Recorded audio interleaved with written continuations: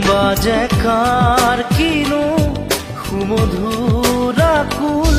চঞ্চল অন্তৰপুৰ মেঘালুৰণি কাষৰ কৰি ফুলাই চাৱনি চন্দ্ৰমা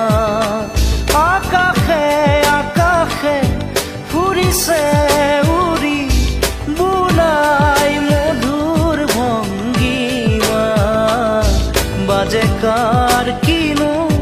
সুমধুৰ আকুল চঞ্চল অন্তৰপুৰ